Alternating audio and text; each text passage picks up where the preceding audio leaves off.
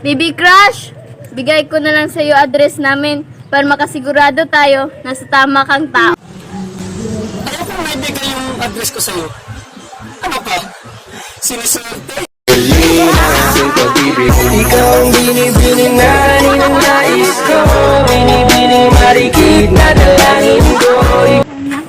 Ako lang to, yung laging nandyan, pero di mo kailangan. Alam mo ba kung bakit hindi kita kailangan, ha? Kasi wala ka dito. Gago.